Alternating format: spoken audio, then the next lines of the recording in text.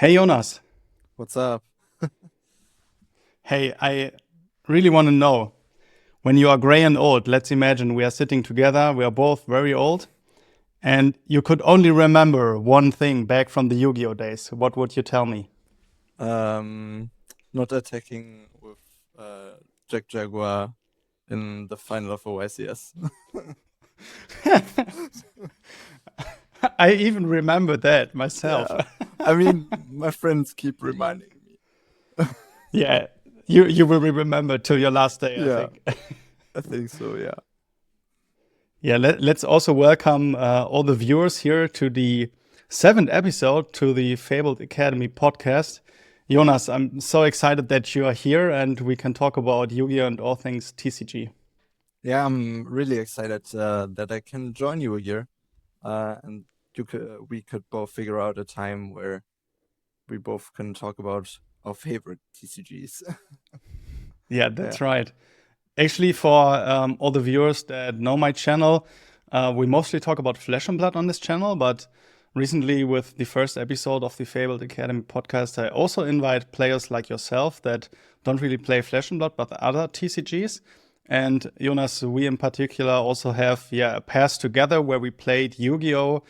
With Team Trend, going also to YCS together and stuff like that. So we will dive a little bit into the past, but then also into the time where we didn't really have a connection anymore, and you were going to two worlds in Yu-Gi-Oh! Crazy, man. That's so exciting to talk about for me.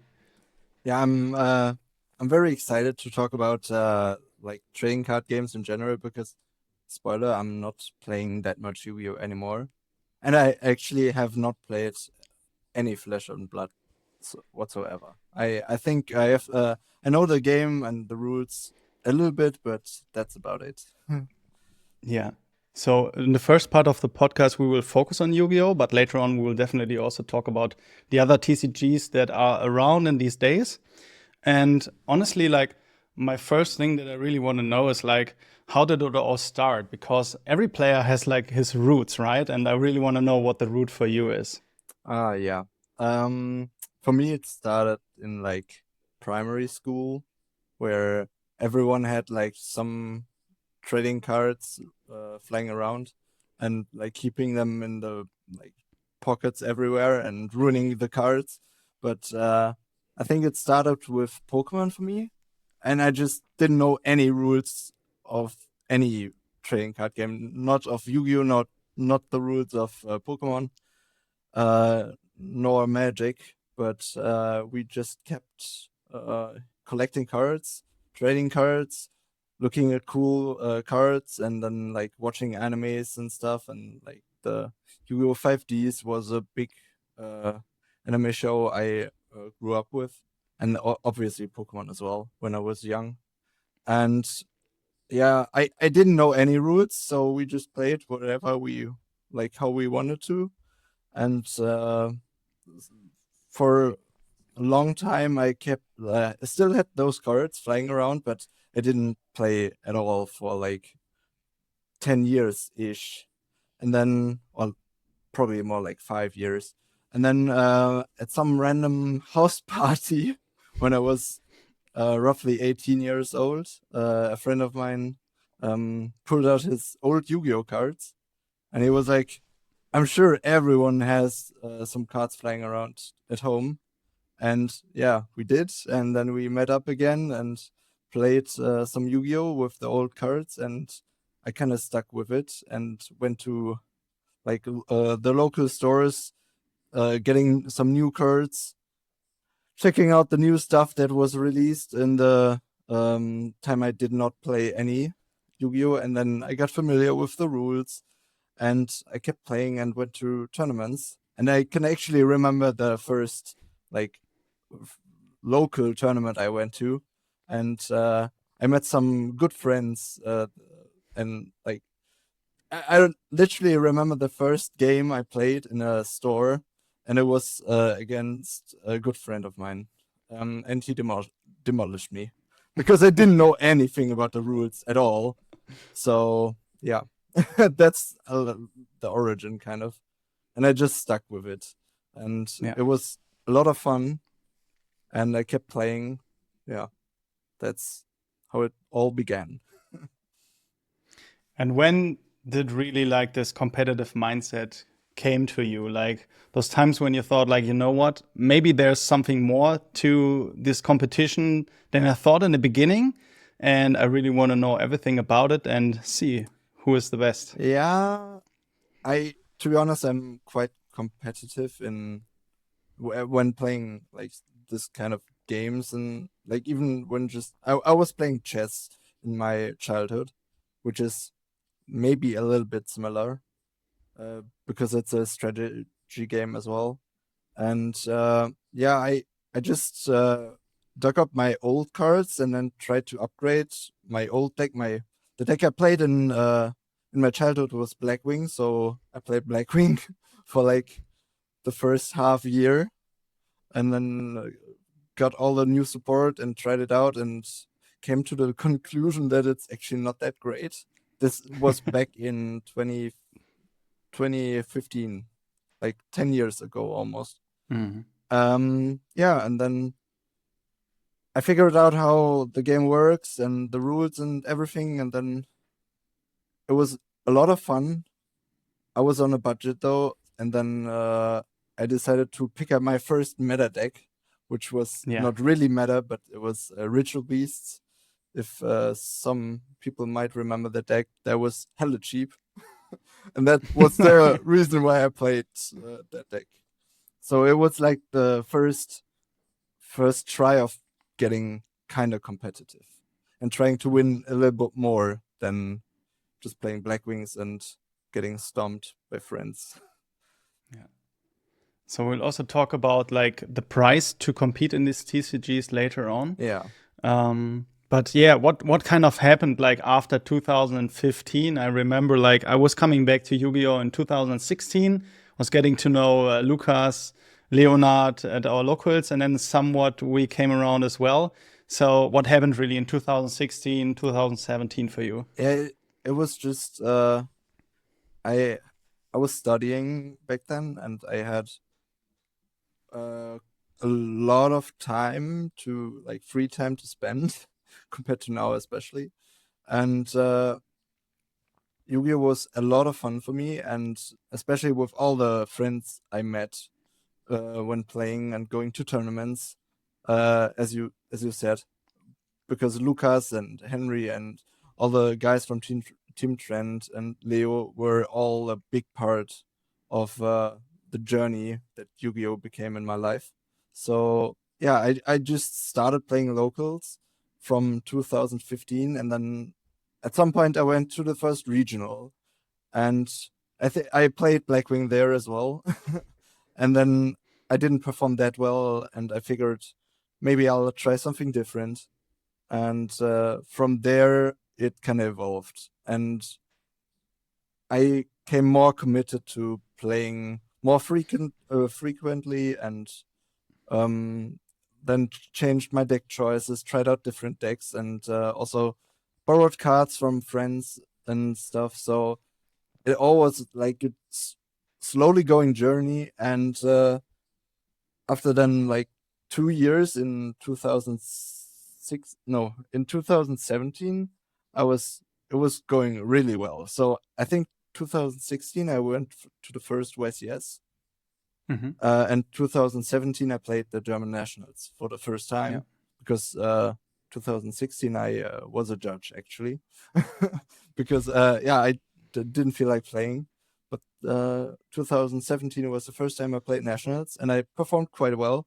um, and then some kind of spark was ignited, so I had to keep going. And I mean, I was just traveling to all the YCSs in Europe and to many regionals and just playing a lot, having fun and meeting with all the friends. So that's like the journey, and I just kept going, and I didn't feel like stopping playing Yu-Gi-Oh at all. So yeah, it kind of just went on, and I actually performed quite well for like quite a beginner. Um, And then 2017, I topped the German nationals, and then I also topped some YCSs afterwards. And I don't know, winning is fun, I guess.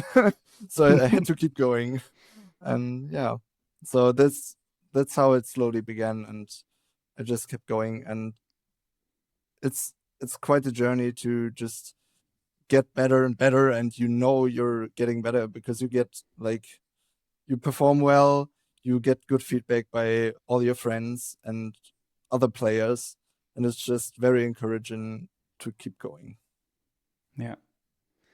So I want to talk about actually that moment that you mentioned in the beginning of the podcast, going through that YCS and being so close. I want you to like go back in time and remember like what really happened at that event. Like, what kind of was it like to get that far and then come so short in the end?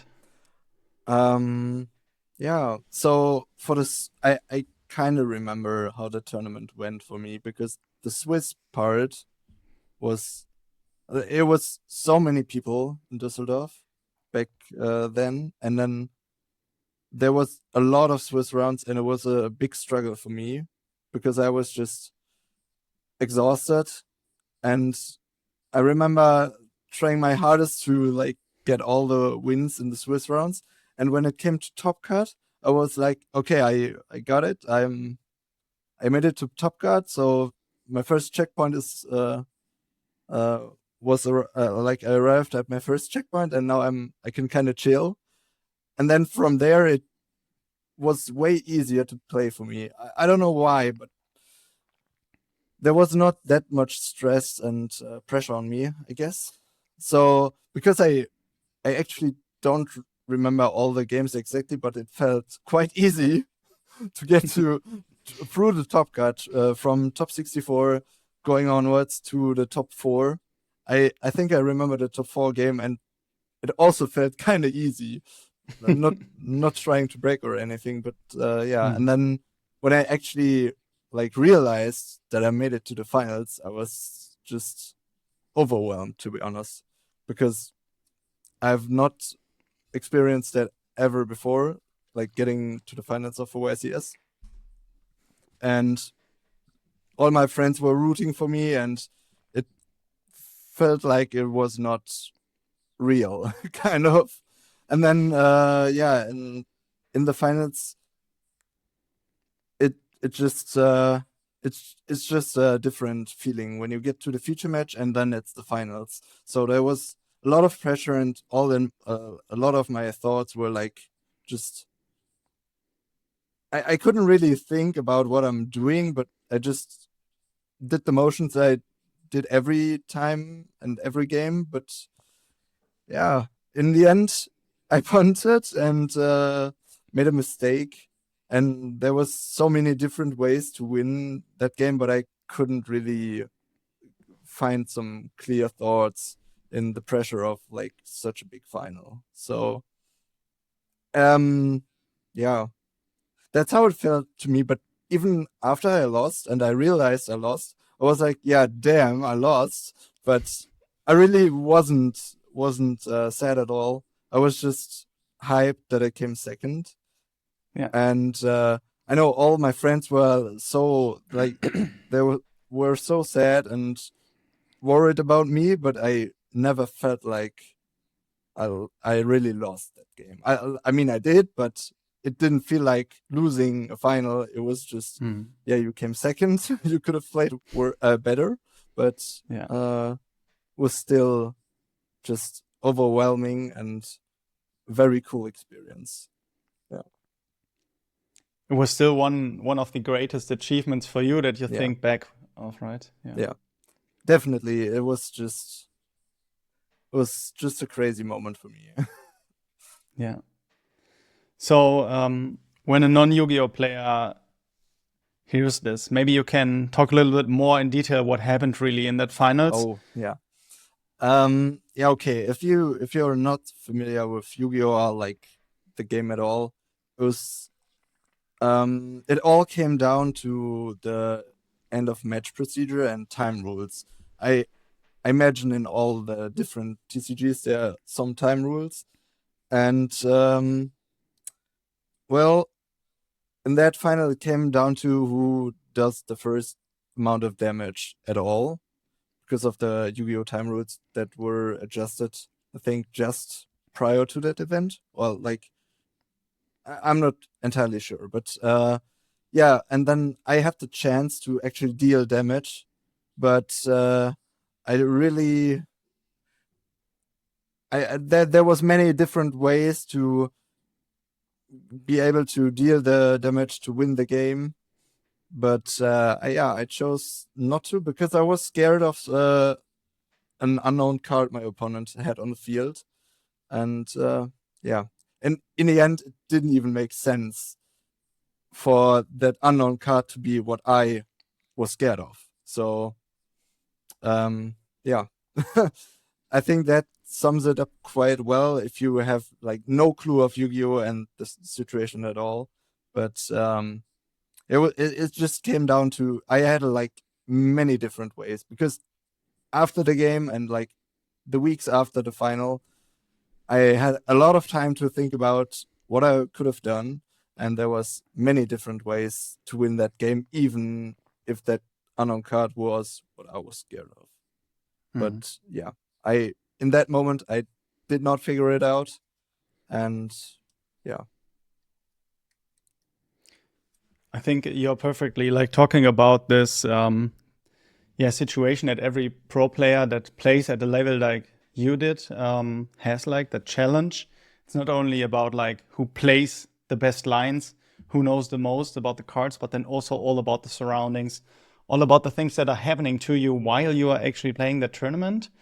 And especially that stress and that mental thing that you are in when competing for as long as like 2, maybe even 3 days. And then also all of the pressure that is on you when competing in the top card and then even in the finals. And sometimes it can also be very tricky, like you said, when there are situations that you are worried about in your mind.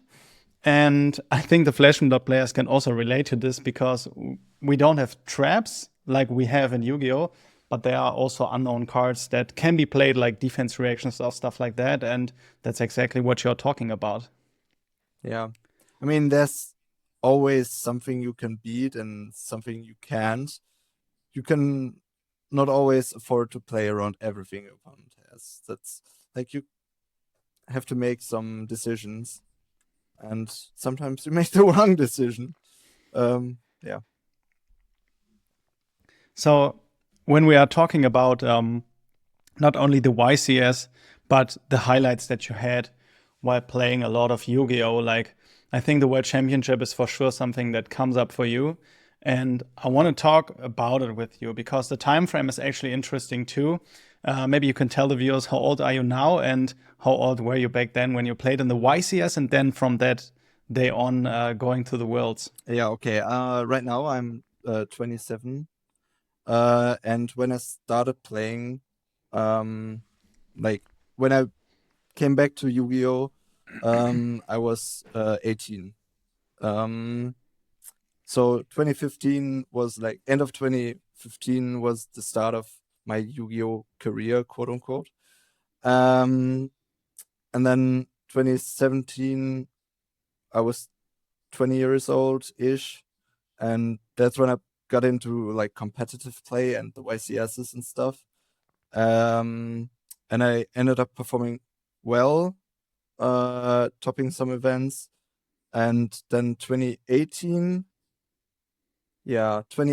I started playing a lot of regionals because in Yu-Gi-Oh there's like some different ways to qualify for the World Championship, and one of the ways is to win or like get to the finals or to the semifinals of the European Championship as a European player.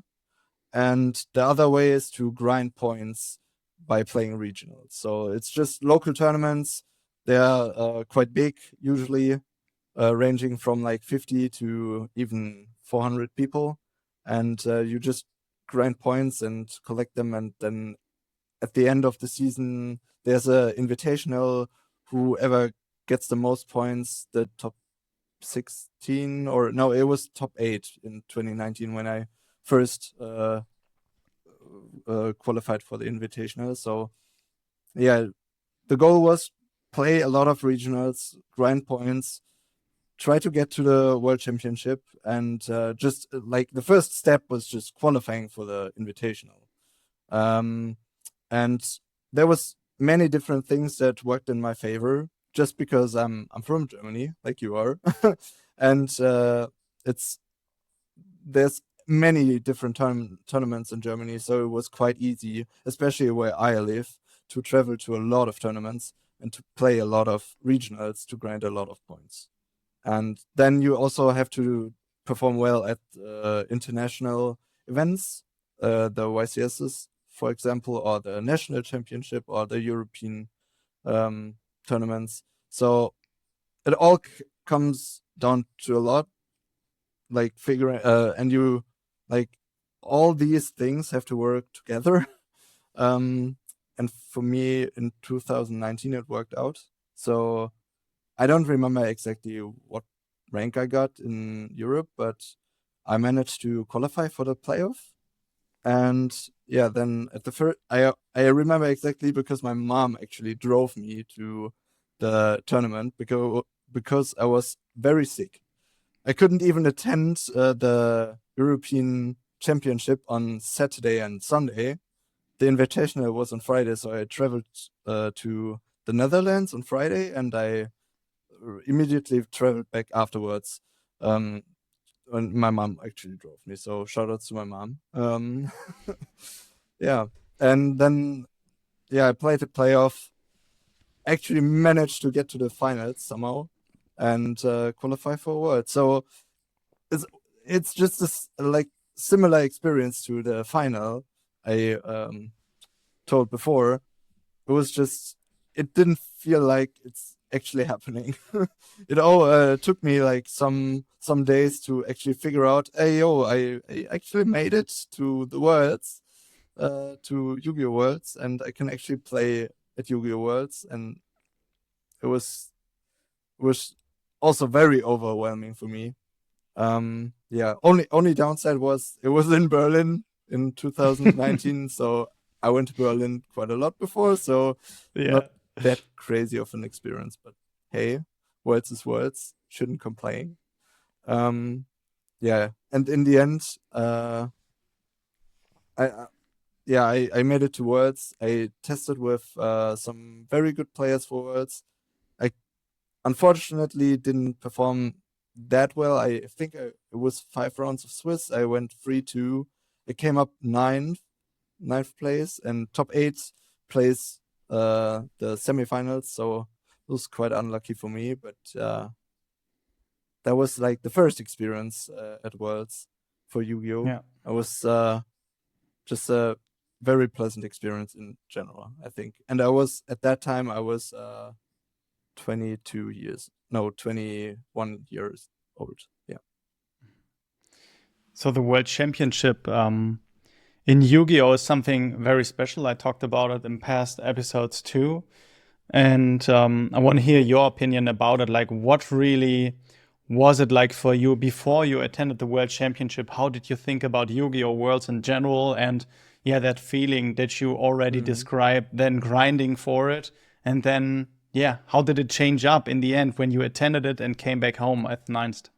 To be honest, Yu-Gi-Oh! World Championship is very weird in comparison to maybe other TCG worlds, because you get to play a format no one else ever plays at all. Because in Yu-Gi-Oh! There's like the world, quote unquote, is kind of separated in like the Western, like TCG, and the Asian OCG.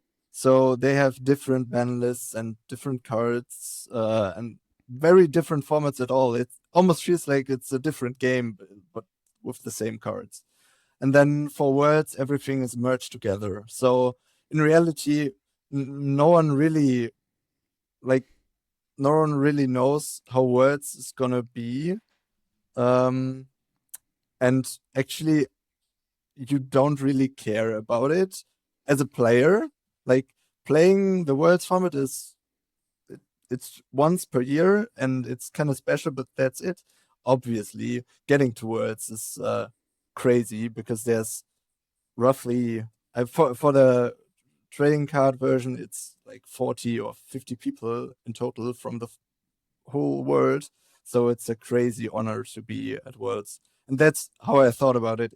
I thought it's just, yeah, every year there's Worlds, people are going to play Worlds, and it just happens. And if I maybe somehow get there, that's cool, but I didn't really think it was going to happen ever. So, yeah, that's how I thought of it before. And then after I actually made it to Worlds, it was just I think it changed my view of Yu-Gi-Oh in general, because it's just a very different tournament structure, very different than like normal playing. And it also showed me that I'm probably not the best deck builder, because you kind of have to start from scratch for Worlds every time, and it's so weird because you know everyone who's competing, and you kind of sometimes can figure out what decks they're bringing, what cards they like to play, and what strategies they prefer. So it's a very different approach than any other tournament. Yeah, so it's a just very special experience to me. And I don't actually know that much about how Worlds in other TCGs work, but I think if I remember correctly, in Pokemon, for example, there's way more attendees than in Yu-Gi-Oh. So if, as at least in my imagination, Pokemon is kind of more similar to regular Pokemon, quote unquote, in comparison to the Worlds format of Yu-Gi-Oh. So how was it really like for your surroundings, for your team, for your friends, your family, that you went to Worlds in 2019? Were they even able to come with you and cheer you on the side? Yeah, that's the one good part of Worlds being in Germany. Yeah. There was so many people attending, like just to watch and just to meet up. Even my parents went to Berlin and cheered on for me, and so many people I like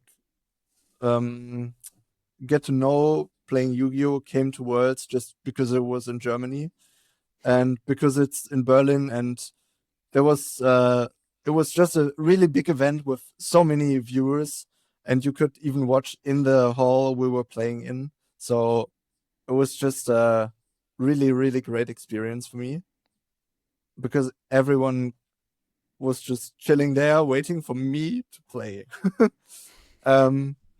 Yeah, it was just a kind of crazy experience. And I remember some really good friends like just surprising me in Berlin, and I didn't know they were coming at all. So yeah, it was just I like the words in general is great, but the people I met there, and the people that cheered on there for me were like the best.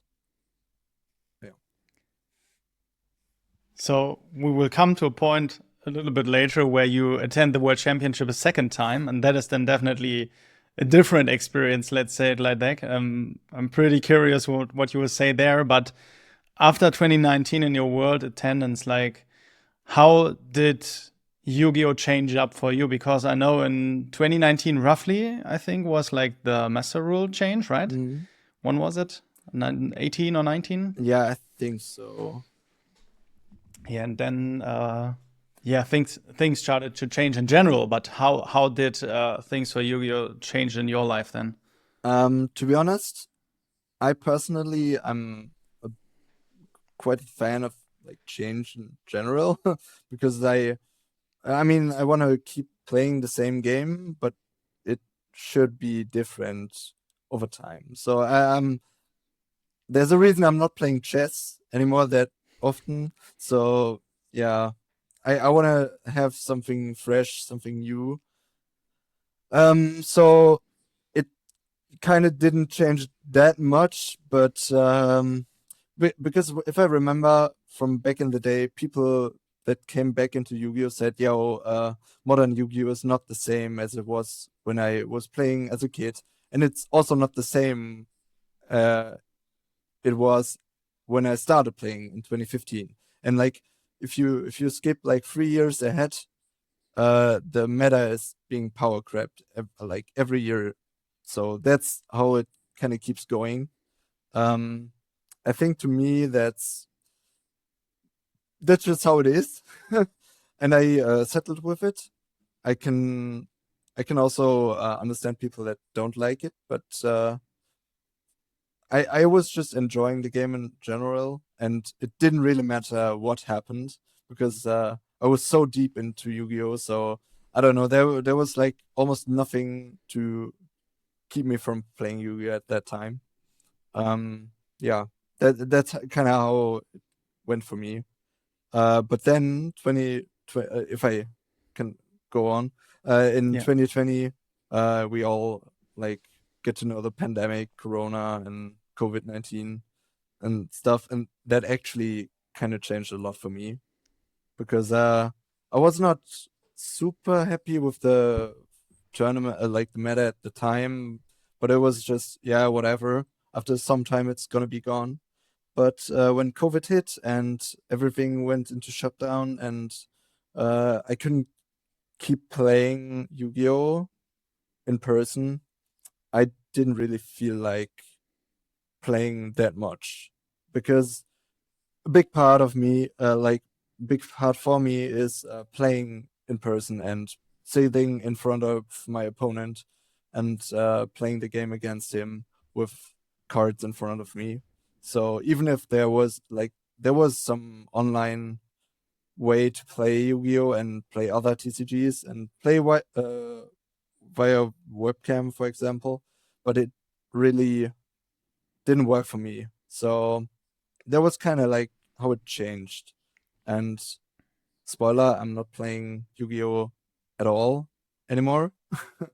I actually know some like most of the cards, and I still keep up with the game, but I don't own any cards anymore, and I'm also not playing. But yeah, that's kind of how it started to fall off for me, and it's honestly just because like I couldn't keep playing in person because of COVID, and then it all kind of stopped slowly because Mhm. I didn't feel like I want to keep up with the game if I can actually play. Yeah. So yeah, that's how it kind of went downhill. But yeah, And the times came then that you could attend events again, right? yeah, So it was that black hole that you just yeah, told us about, and then the time finally came that we could attend events again.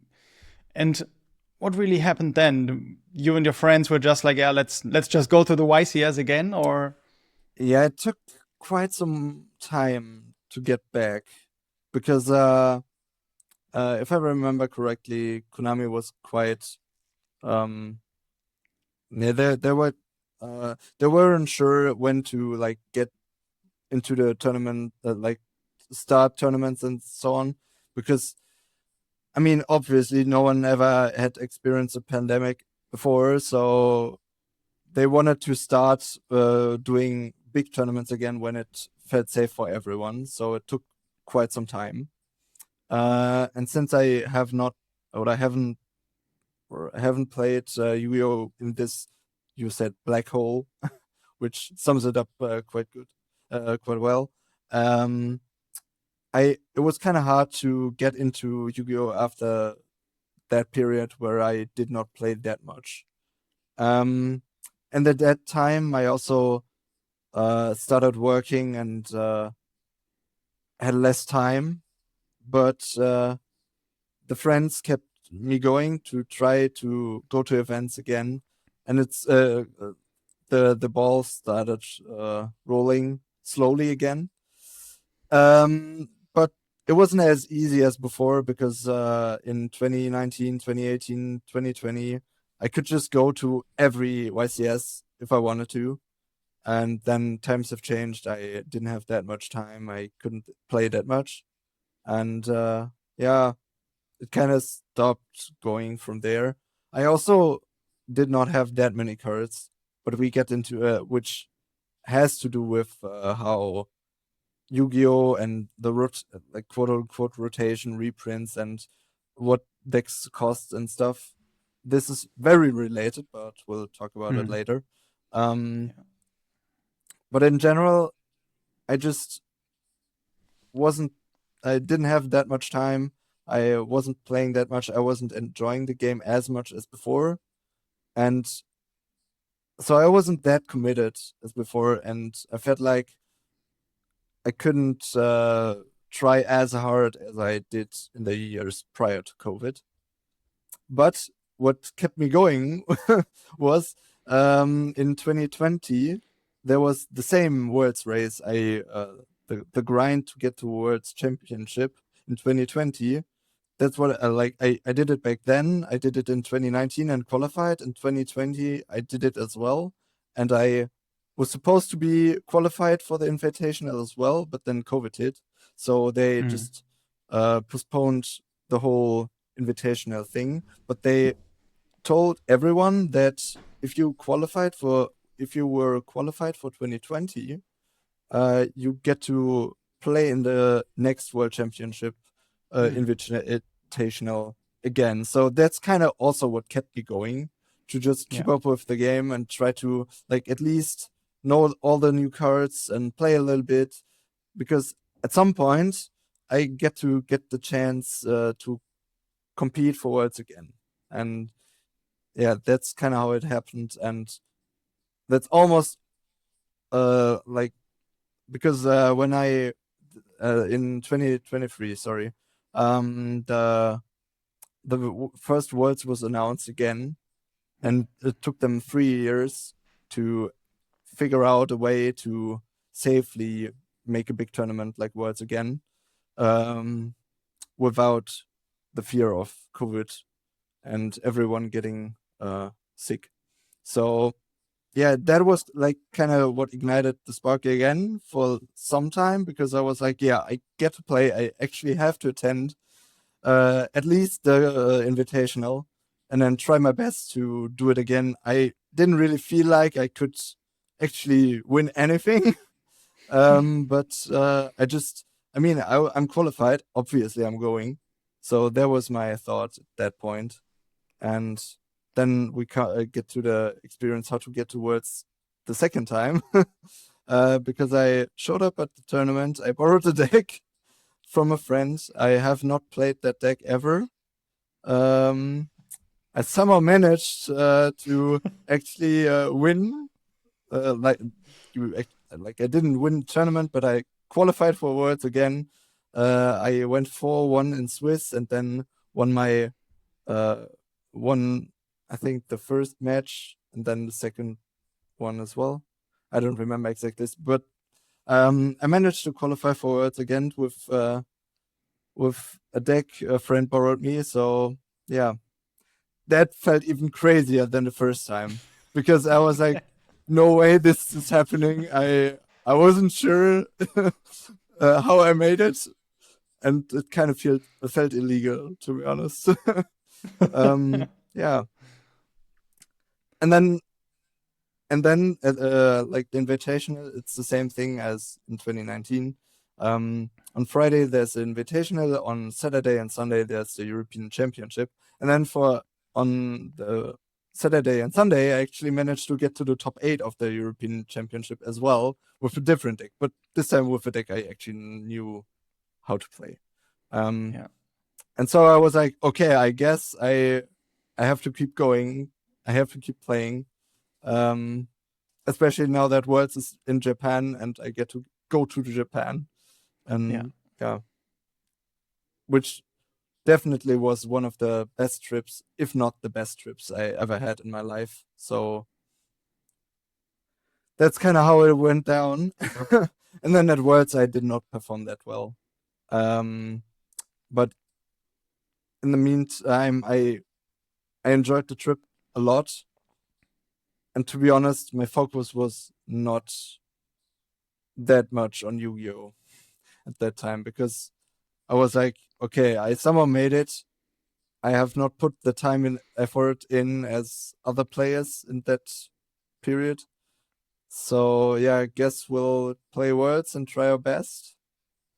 But if it doesn't work out, it doesn't work out, and then that's fine. And Yeah. I mean, attending was great. Getting to meet so many people from all around the world was also very, very cool. I also got to bring my brother to Japan, which was a great trip as well with him. Yeah, and that kind of concludes my Yu-Gi-Oh career, because after Worlds, I actually did not play that much Yu-Gi-Oh anymore. So I think I played 2 YCSs afterwards and like 1 regional. And then last year I played the European Championship, but just because I had the invite from Worlds from the year before. And Yeah. because it was in Germany again and I get to see so many people. But yeah. And that kind of sums up my whole Yu-Gi-Oh playing experience. Yeah, because like the time I played the most was from 2018, 2017, 2019-ish. And then during COVID, I did not play at all. And in 2022, 2023, I played quite a lot again. And then afterwards, 2023, I kind of stopped playing a lot at all. And now I'm not playing Yu-Gi-Oh at all, but I keep up with the game and I really like it, and it's still a big part of just my life. Mhm. So that moment that you came back from that world's trip from Japan, like, was it clear for you when you took the plane and you remembered the last years that from now on it will not be the same like it was? Yeah, I think yeah, the because prior to the invitational, I was like, okay, this is gonna be the end. I'm playing the invitational to get worlds just because I can, because I qualified and I have to play it, and I have to prepare to maybe actually get a chance. Um, but afterwards, it was quite clear for me that I can't play that much anymore. And there's various reasons. I felt like the game was not as great as before. I did not have the time. I did not have the cards, which I can borrow, sure, but it's not the same for me to have your own cards to play with them. But yeah, it was just slowly progressing towards the end of my Yu-Gi-Oh career. I was kind of clear to that I'm not playing that much. Like many friends were hoping to see me at events, and I was Mhm. hoping to see them again. But like Yu-Gi-Oh, the game was not the thing that kept me going. It was rather the people around me that I get to see every event, and I usually say every Yu-Gi-Oh event for me feels like some sort of class reunion where I get to see so many people I became friends with over the time, and I just enjoy seeing them and meeting up with them, eating dinner, and then playing some Yu-Gi-Oh. But Yu-Gi-Oh is not the Yu-Gi-Oh is what got us together, but Yu-Gi-Oh is not the thing that like keeps us together. It's just the friendship we made along the way. Yeah. So let's talk about those friendships a little bit more in detail, because I think it makes up such a big part of that game that comes up again and again when I talk to players that say, like, yeah, honestly, like, either I'm in the game today because my friends still play it, or I'm going back to see those people again on a regular basis. It's not possible anymore. like in the old days when we are, at university, when we're having apprenticeship or whatever and having so much free time. But now we all have like responsibilities, a job, a family, whatever. And like you said, it's kind of like a reunion. For some, it's even like Christmas. Going to the YCS or even going to a regional. I remember, for example, very well like Silver Cards events, regionals, and I kind of look forward to every time when I can talk to someone like you from the old YuGiOh days and just remember some of the things that we experienced together. So tell us a little bit more like what really came to the point when, for example, the Team Trend thing happened, or you met other people along the way that still are in your life or are maybe no longer in your life. Um, yeah, I think that's just I at the start of this podcast I talked about how I got into Yu-Gi-Oh, and actually like there was like 4 people when I went to the first card store in Dortmund.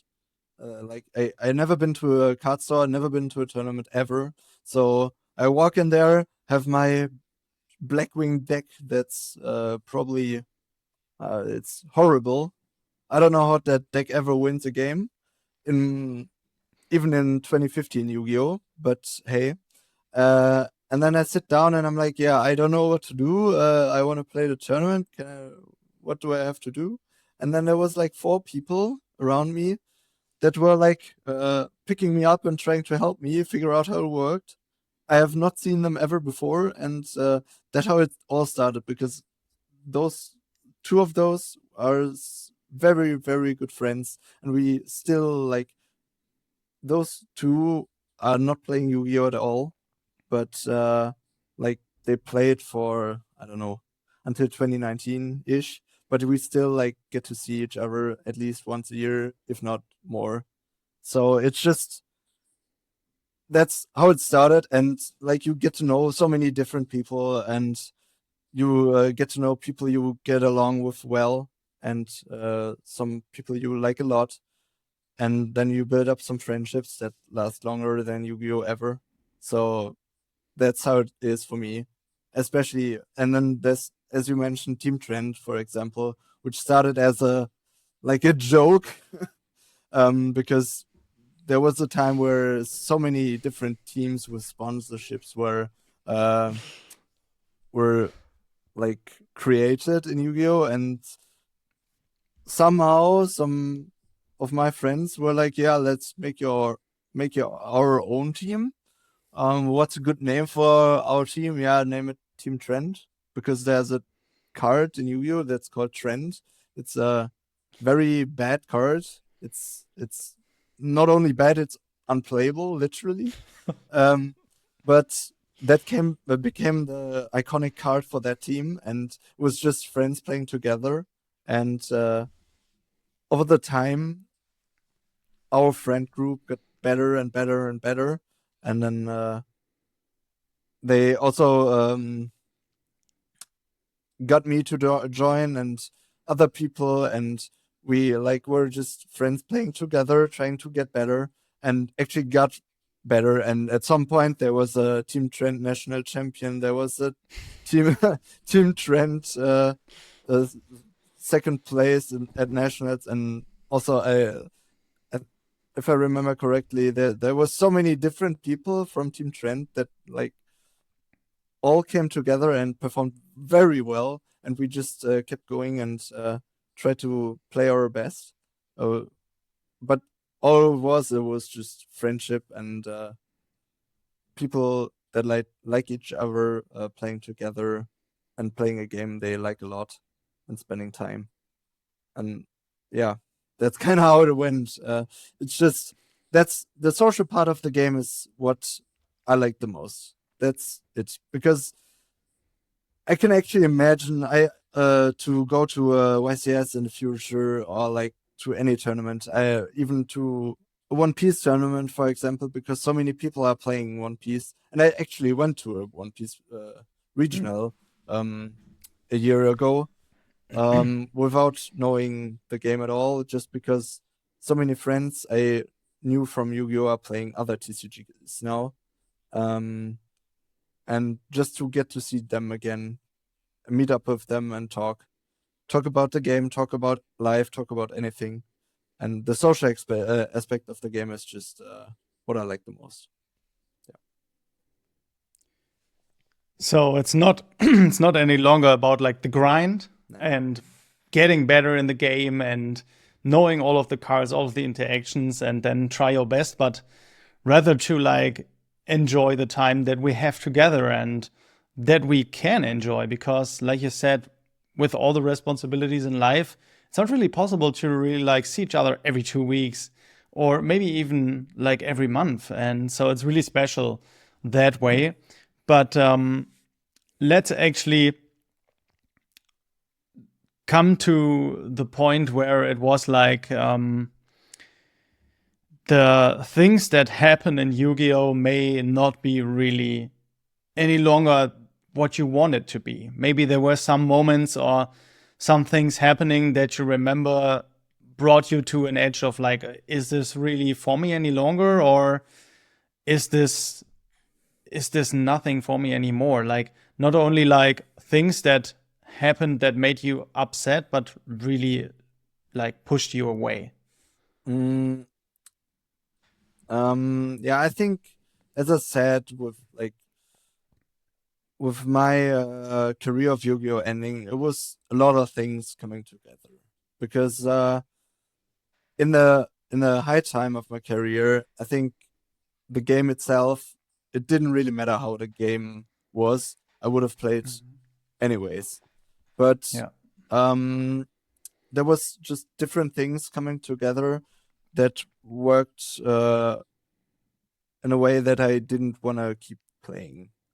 And as you said, there's the just getting older, having less time to spend on Yu-Gi-Oh, on your hobby.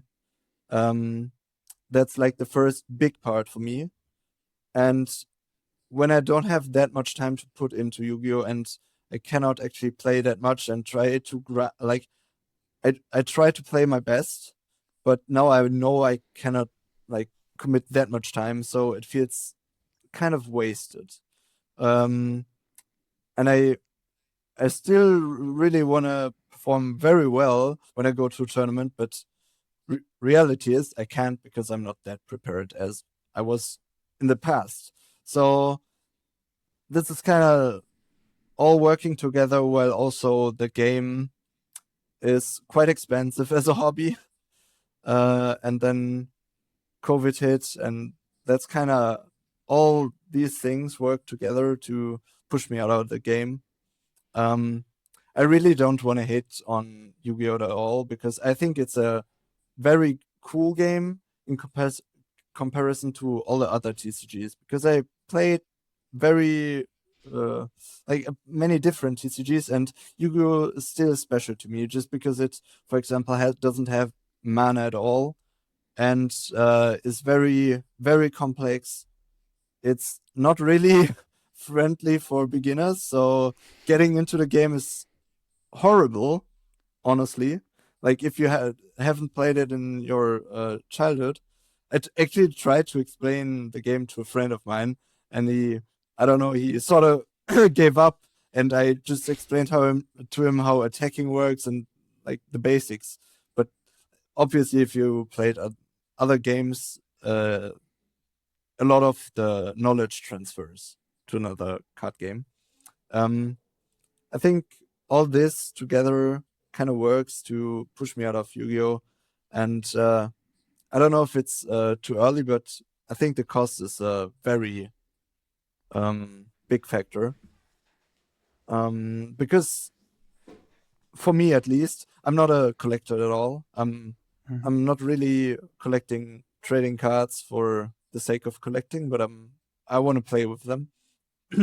So most of the time I'm just buying cards to play, and in Yu-Gi-Oh, it's kind of weird dynamic, because when a card comes out and is very good, it's quite expensive, and over the time it loses its value quite fast. And especially during COVID, it hit to me because I couldn't actually use the cards. Um, in the time before COVID, I was like, yeah, that's fine because I played 15 tournaments with, or even more. Like, I don't know, I played 5 months and played a billion tournaments, and it's fine because I got the value out of the cards, and now I can sell them for less, but that's okay. And I kind of settled with that, how it was. And during COVID, it made me realize, yeah, buying cards to play one tournament is not what I like. And yeah, then I felt like it was a waste of my resources to buy new cards, new decks, especially when I couldn't play. And then afterwards, after COVID, I couldn't play that much because I didn't have that much time anymore. So it also didn't feel as valuable as before to own cards at all in Yu-Gi-Oh! Because compared to other games, the value of the cards goes down over time quite fast. Yeah. At least in my experience. And yeah, that I think that was the kind of final blow where I felt like I don't want to keep going and keep playing Yu-Gi-Oh! At all. Yeah. So, what on the other hand are then things that you can imagine that will make you play Yu-Gi-Oh in the future again? Is it something maybe like the Time Wizard format where you're just going to a tournament, you play some games, and you have that cheap deck that you take with yourself, or is it another format from the past that you really are drawn to that you know, like, yeah, just a few people that you will play it with, or maybe even the modern format in the future? I think it's just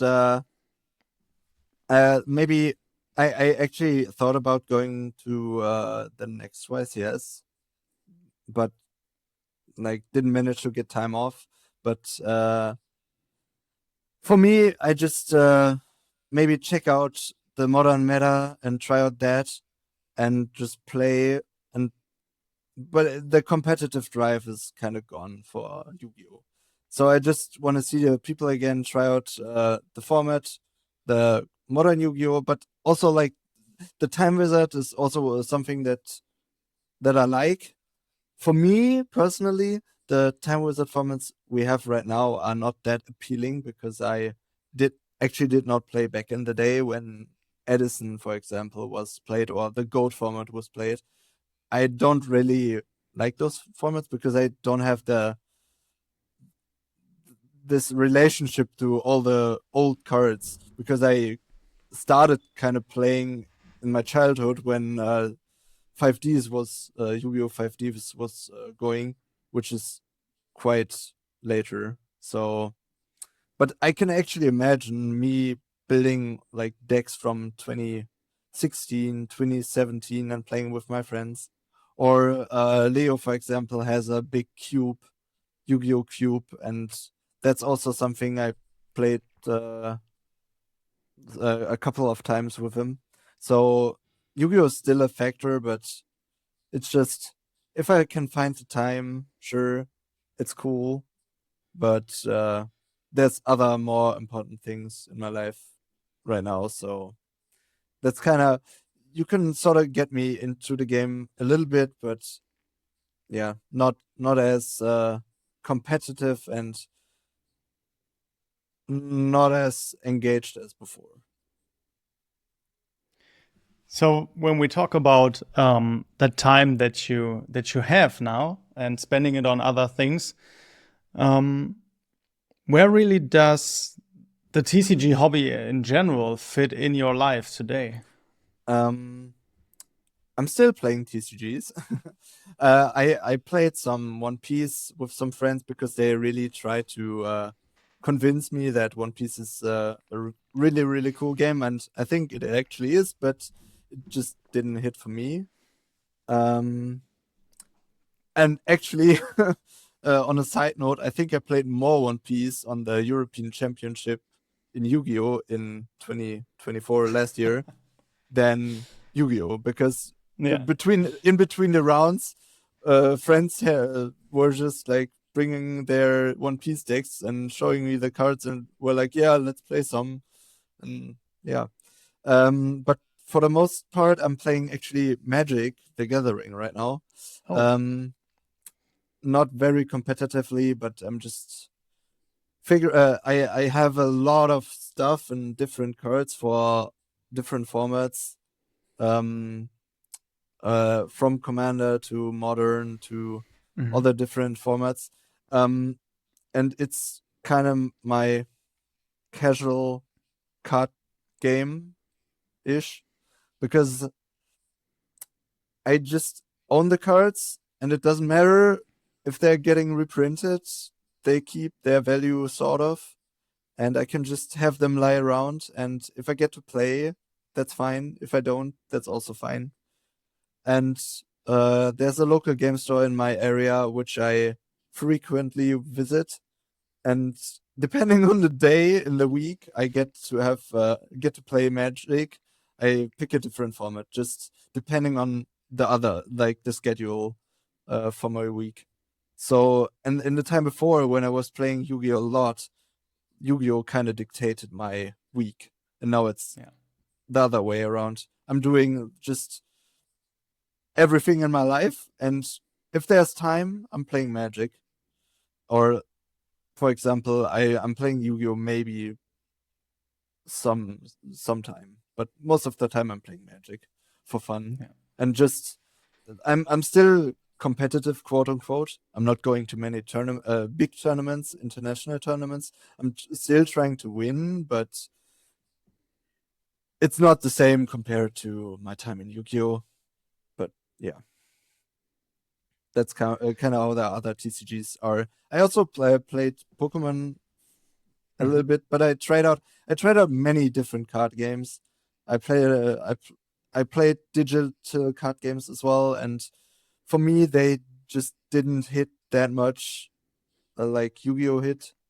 Um, and I kind of settled down on Magic being the coolest kind of casual game, quote unquote, for me to play.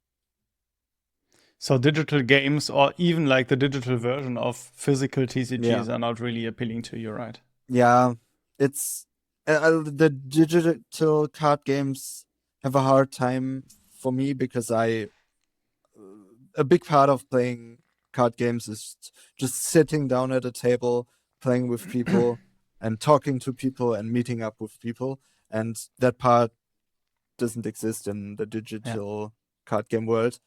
So they kind of have to do a different thing, which for some time Hearthstone did very well. It was fun to me, but not in a competitive way, for example. And then also Master Duel for Yu-Gi-Oh! Or MTG Arena, and also all the simulators for other card games. They were like cool to play, but they cannot do the same thing playing in real life for me does. So in the end, it's just I want to sit in front of someone and flick some cards around, and that's what I like about card games in general. And for now, Magic: The Gathering is what serves that purpose the best for me. Yeah. Yeah. So I want to know also what appeals to you in TCGs today. But before that, I want to ask you, like, what kind of role then this digital versions of TCGs played in the past for you when you were competing in Yu-Gi-Oh! And because I know it's important to also test and try out things before you actually go to the tournament. And what kind of role played that, like playing online and trying out things, building the decks and stuff, but then also being on a pro team, testing things out with players in person? Mm, I think in that regard, the digital like simulator and digital version of card games is very important, or it was, because it was a way for me to try out cards, try out decks, get a feeling for the game without committing to go to locals, for example. Also, locals is usually not as competitive as like the ranked queue in the online simulator, for example. So especially when I was preparing for tournaments, I was just playing a lot against random people, not even like my friends. I was just playing against random people that were like had good rating and were performing well, and just trying to figure out how to play my own deck, how the other decks work, and that really worked well for me. Like in comparison, other people, they just test against friends and other players from their team. But for me, it was just playing a lot just playing a lot, getting like some feeling what to do in some situations and how to play, and that really worked for me. Yeah, I think that's also like the typical preparation for a tournament, was just me being online a lot, like 1 or 2 weeks prior to YCS, because people were like, "Oh yeah, Jonas is back online. He's playing some random deck for the next YCS," and that was essentially how it went down almost all the time. Yeah. So in that regard, the digital version of card games is was very important to me as a testing tool. Yeah. And then the second part that you asked was regarding teams and like a testing circle of some sort.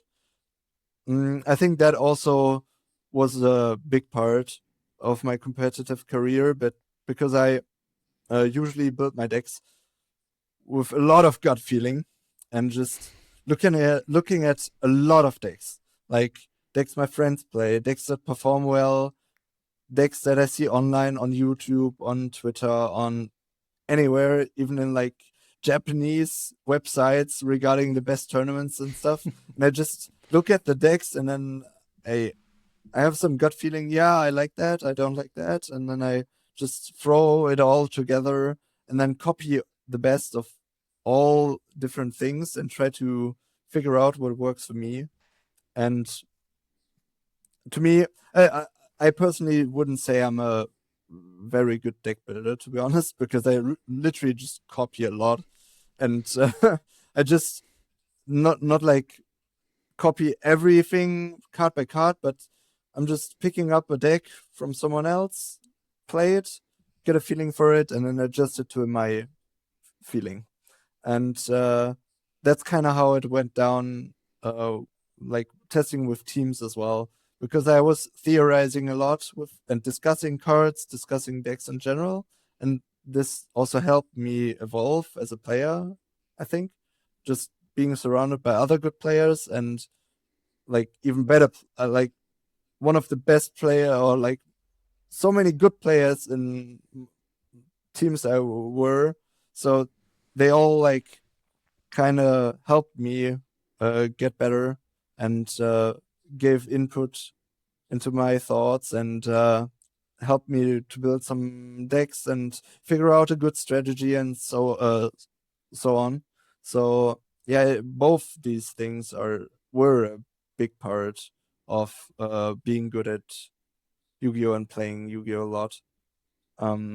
Yeah. So I want to come now to a little bit of a quick fire session in the podcast. And I want to begin with, like, what's really the one card that when we're old and gray and sit down and you say, like, that's my favorite card that I will always remember. That's Blackwing Kalut the Moonshadow. And then what is the one card that you really hate, like that you will ramble on even when you're 80? Mm, Flow Wanderies, Rubina. Yeah. And then what are the three most competitive players that you will remember from your era that you competed in for Worlds and on the YCSs? Oh, that's a tough one. I gotta say Joshua Schmidt, because he's like one of the best players ever. Then also, just because you had him on the podcast, I gotta say Ding Fam. No, he has a very competitive drive in every card game he plays. So that's also one of the players I remember the most. And yeah, that's two German players. So I guess Thomas Rose because he beat me in the final. And then, like, if you could only play one deck, what deck are you choosing? That's a tough one. And I think it would be Labyrinth because I played it at the last Worlds and I played it prior to that. And I played like in the post-COVID meta, I played that deck the most. So it would be Labyrinth. Yeah. And if not, it would be Blackwing because that's my favorite deck. But yeah. Yeah. All right. So then let's come to the different part of this video where we actually talk about a little bit more of the dark side, which is like the things that drove you away from Yu-Gi-Oh! And yeah, like let's start talking about it, like the price to compete in Yu-Gi-Oh! And the reprints. So what really was your experience like? You told me the whole story, like beginning as a Blackwing player and then getting to know all the things in Yu-Gi-Oh! And then the time came where you bought a lot of cards, right? Yeah. I mean, I kind of told the story in short version already, but yeah, when I started playing as a Blackwing player, I just had my random cards flying around, and then I upgraded it with some other stuff, but it was quite on a budget. And starting from there, I was like, yeah, let's pick up a deck. And the deck I played, I actually enjoyed it a lot and enjoyed the playstyle, but it also, like, the big reason to play that deck was because it was cheap. So Ritual Beast was a deck that came out with other very, very prominent and good meta decks in the same set. And the deck I picked up was cheap and cost like 30 euros for the whole deck in comparison to other competitive decks from the same circle. They were like a couple of €100 at least. So I think there was one card you had to play free of was, and one copy was €100 if I remember correctly. So yeah, that's essentially the price, and that's how Yu-Gi-Oh works. And uh, at least to my experience, a good card is released and it's very playable, and then it's really expensive, like 50 euros and more. And if you want to compete, you're kind of forced to play those good cards. And like, you're actually not like, you can also play on a budget and get your find your way around the expensive stuff, but sometimes it works, sometimes it doesn't. It really depends on the meta. And there's also decks performing, or there was so many decks performing well that were not hella expensive. But for me, at least, I was very competitive, and I really wanted to have many options and play, like, have many different decks. So I kind of felt forced, or I was committed to buying all the new stuff if it comes out. And then it also kind of worked in a way that after half a year or like a year, there was about to be a reprint, and I just sold my cards. And then when the reprint came out, I just bought the reprint. So my cards were kind of rotating. Because I kept buying new ones and then selling them after some time before they drop. So yeah, it was quite a hustle, kind of. Without, I wasn't even trying to make money or anything. I just didn't want to lose that much money in the process.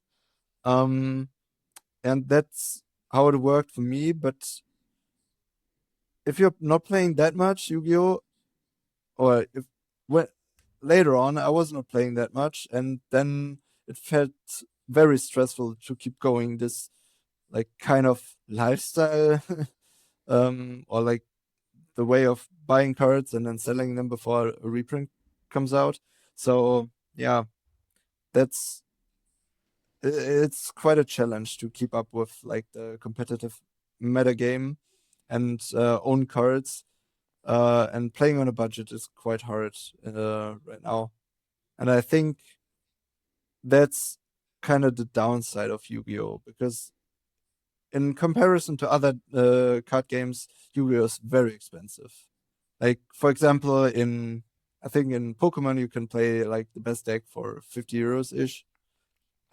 One Piece is kind of cheap as well. There's like a bunch of expensive cards, but most of the time, the expensive part of your deck is having cooler artworks, but not actually playing your deck.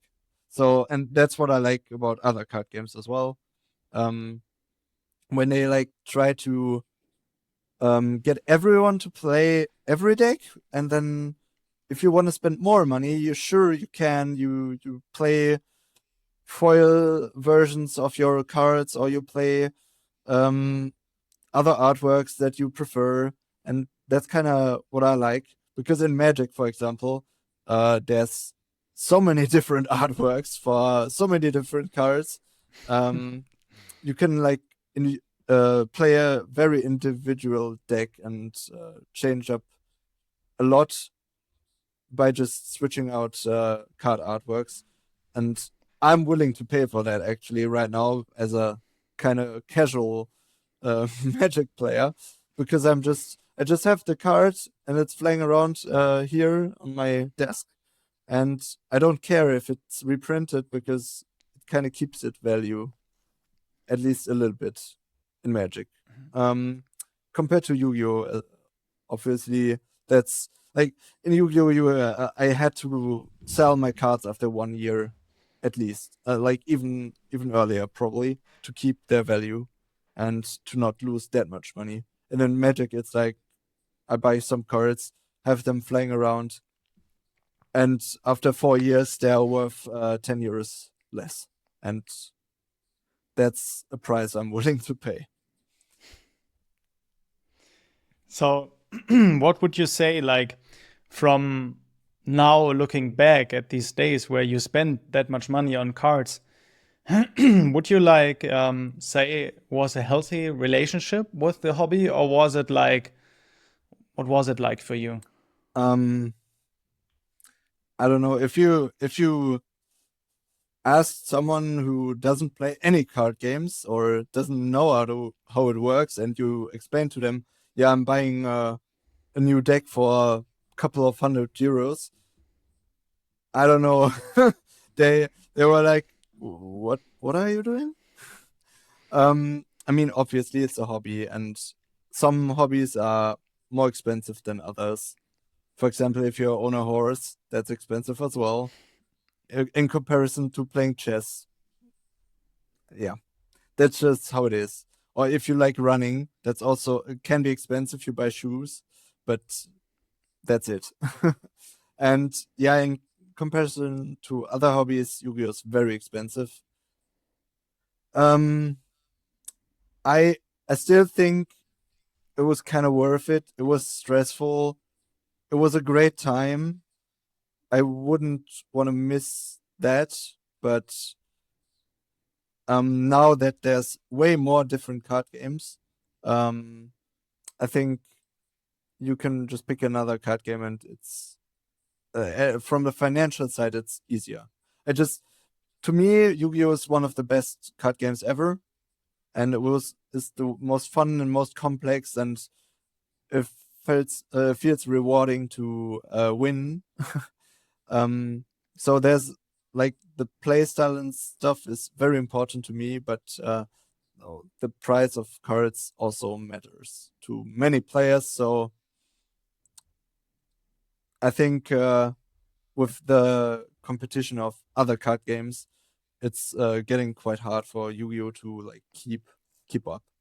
I mean, obviously there's enough people playing, as we can see with um all the attendances at the big events, but at least for me, it's not working anymore.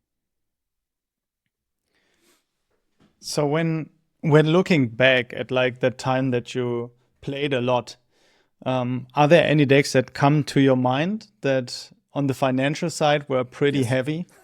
Yes. Yes.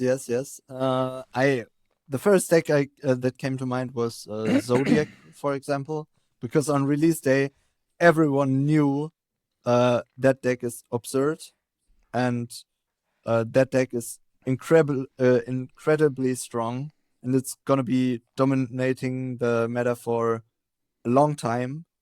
It was released in the OCG before, so everyone knew that deck is very, very, very good, and it was the best deck for a long time, and there's still cards on the ban list from that archetype, and even the master rule that tried to nerf it couldn't stop it. So yeah, I remember friends of me buying the whole deck for, I don't know, 500 euros on release day. So yeah, that's the first example that comes to mind. But obviously, there's many more because yeah, there's so many good decks, and usually the good cards are more expensive. That's just how Yu-Gi-Oh works. And when you're having a prize to compete, it's also important to talk about the price that you can earn or that you are rewarded with, right? As a good player. What's your opinion on the pricing in Yu-Gi-Oh, and how do you think pricing should look like in TCGs in general? Um, yeah. First, I gotta say, I was not playing Yu-Gi-Oh for the pricing, because if I was, it would be a bad decision. Because yeah, it doesn't work. You cannot play Yu-Gi-Oh to earn money. Or like, yeah, you like, when it comes to pricing, at least you can kind of earn money by being a content creator or something, but not by being a competitive player. And playing a lot of Yu-Gi-Oh and competing in tournaments. That maybe works for some people, but just a handful on the whole world, I would imagine. Um, the pricing in Yu-Gi-Oh is yeah, it's maybe different. Yeah, it's different to other games because there's no cash prizes.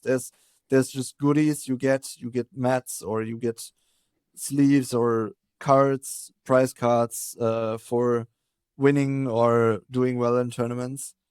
And then you can maybe from there convert those goodies into actual like money value. But and it's also not intended in that way, I believe. So for me, the drive to play competitively was not exactly getting money or getting big prizes or something. It was just, I like the game. I like to compete. I like to win and try to play the best I can. But pricing was never really the thing that kept me going. Like at no point ever, because it's just didn't work. You could do anything else and make better money than playing Yu-Gi-Oh. I don't know exactly how it is in other card games, to be honest. But there's cash prizes in Magic, for example. And I think there was a time in Magic where people could actually be pro players and sort of earn money by just being a pro player and being in the pro league and getting money over time reliably, not relying on tournament results and stuff. But for the most part, in Yu-Gi-Oh, that didn't work. And in other card games, I think it works for some of the top players, but yeah, the best way to actually earn money is content creation. And yeah, that's not really my type. I'm just playing and trying to win. And the prizes are just, they're there, and it's cool. you get back some of the effort you put in if you actually get to win something. And I still have so many things here lying around in my room and under my bed. I like some playmats I won, and I will probably never sell them and just put them on the wall somewhere. But yeah, the pricing is not worth it. I think there's like not much to say other than that, because pricing is not what kept me going, and yeah, it's not worth it. So when you're talking about pricing isn't really the factor for you, it was not the factor Yeah. for you. Definitely the pricing is not something that will draw you to a Nee. TCG, right? No. It's for me, what drives me to a TCG is the like fun while playing the game.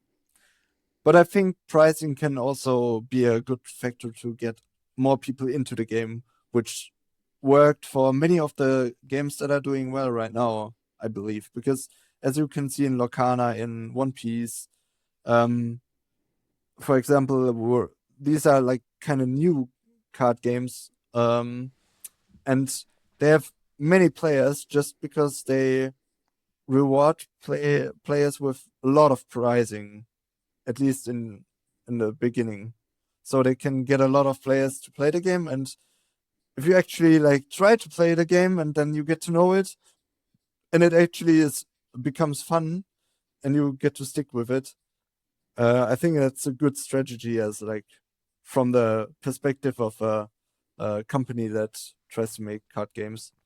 It's a good way to get people into the game. So in that regard, pricing is kind of important. It just wasn't for me because I was in YuGiOh anyway, so Yeah. I was invested, so there was no need to convince me to play and keep going. Yeah. So when looking at these other games, for sure there are differences between all of the games, but what do you think is like one thing that like connects all of the TCGs that we have at the moment? I mean, as I said, the most rewarding part for me is just sitting in front of each other and flicking cards at each other. So that's the big part that kind of makes every TCG kind of similar to each other. But on their own, they're all like kind of different, and they all have some cool tweaks and differences. And right now, I think it's very cool to get into card games because there's so like a wide variety of card games you can get into, and you can kind of sort out what you don't like and pick what you like. So I like that there's some diversity, but in the end, it's all quite similar because so many different, or like the strategies and the ideas you have in mind when playing one card game also transfer to the other. So in not exactly the same way, but some sort. And that's what I like, what connects them. And it's all strategy games in the end. And that's what kind of connects them and what I like about them in general. So when we talk about Yu-Gi-Oh as a pricing, on a pricing side, like you've seen all of the spectrum of Yu-Gi-Oh, right? From being a casual Blackwing player, going to your first locals, and then all the way to the World Championship, where there's played a format that like no one really knows and no one will ever play again after the tournament is over. So what kind of variety have you seen like in pricing? I think it's very different from even a YCS level to the worlds, right? Yeah, the pricing is just it's different for every step you get higher on the ladder and the prestige of events. But like worlds is very special because you actually get a lot of value in comparison to other events. But just looking at Yu-Gi-Oh, it's kind of depressing when you compete in a tournament with like 2,500 players, you get to make it to the top 64 cut after 12 rounds of stressful play, and then you lose, and all you get is a play mat, and yeah, it doesn't feel that rewarding when compared to other TCGs. For example, I think One Piece, I think the top cut is not that big in that game, but pricing is way better until the lower ranks of the top. I think top 56 players get some cool prize for just doing well. So yeah, that's just a typical example why Yu-Gi-Oh pricing sucks for most people, because imagine you play 12 rounds and then you get to the top card. I think even if you win the first round, the pricing is still just a playmat, and that does not feel rewarding at all. Yeah. So pricing, in your perspective, shouldn't really be the main driver, but the reward really is something that is needed, right? Yeah, I think so too. It's just, I think the monetary value is not what, at least for me, is not what convinces me to play the game, but there should be something rewarding for doing well. So for me as a competitive player, I want to do well, and there should be a goal to achieve. The goal should be a little bit more than just, oh yeah, you won. Here's you're now number one, and that's it. There should be something cool to like look back on, like, and then maybe get back some of the effort and some of the money you spend on the game. I think it's a nice add-on to have good prizes and something to drive players to compete. I think it should not be the number one thing to like get someone into a game, but I think it is what keeps people playing, other than the game being good. I think there's right now, as I said, there's a lot of competition in card games, so I think you have to not only have a good game, but also have good pricing and cool tournament structure. And there's so many different things and factors that come together, and pricing is one of them, and an important factor as well. So when you're not competing for the prize, how does it really feel like when you're in an environment of, like you said, maybe even over 2,000 players, and you know a certain part of those are really there to test their strengths and maybe even show that they are the best? Like, what really does it feel like, and what is the driving motivator being a part of that group of people? Yeah, I like winning. No, and when you cut it down to one thing, I like being better than other people and like trying to show that I'm better. Obviously, it doesn't work every time, and there's always someone better than you. But hey, it's just I think I actually admire a lot of players doing well, and I look up to many people doing well, and it's just, to me, it's cool to see a game of good Yu-Gi-Oh, a game of good any other TCG, for example. Just you look at when I watch games and someone is not playing well, it kind of throws me off, and I actually experienced that a lot because I used to watch a lot of content of Yu-Gi-Oh, Magic, and other games, not even card games, on YouTube. And if I see someone playing not great, I usually turn off. And I really like when people know what they're doing, and if they're playing well, it kind of fascinates me and keeps me going. And so, just like from a watcher's perspective, that kind of works for me. And as a player, it's kind of similar, because if I see myself not doing well and playing bad, I feel like, yeah, I shouldn't be playing. And that's exactly what happened the last time I played YuGiOh, by the way. I was playing bad. A friend told me I was playing bad, and I was like, yeah, you're right. I think I played enough YuGiOh right now. Yeah. So when you remember back those times when you actually like gathered your first experience, like was there any player that you were looking up to that you remember was like, oh my God, this guy is so good, I want to get to his level, or even like a certain situation where you had a season where you were head to head with someone? Mm, um, I gotta say, head to head with someone, I don't know, not really. In a friendly way, yeah. Just all the other people I knew from Germany competing in the Worlds race and the race for the to to qualify for Worlds. That was kind of cool to see them compete. It was like a friendly competition, you know.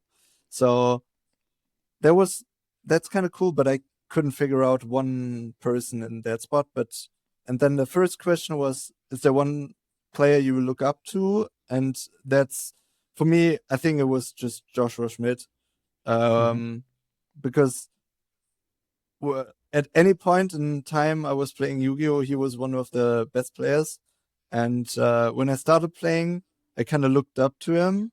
And as I became better, I came closer to him, and then even ended up on him, like on the team with him, and tested with him, and get to know him, and we became friends, and it was kind of cool seeing that and how that like worked.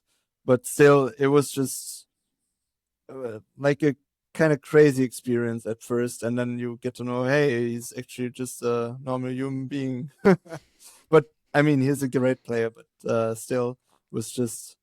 I think that's the one name I can name that comes to mind in the first place. Yeah. You were mentioning that sportsmanship and that friendly environment when competing with the other pro players. Like, what really makes that friendly environment, and what is important to take note of when, yeah, wanting to be one of those? Um, I mean, there's gonna be not every tournament, and you don't will not be best friends with everyone. That's just how it is in life.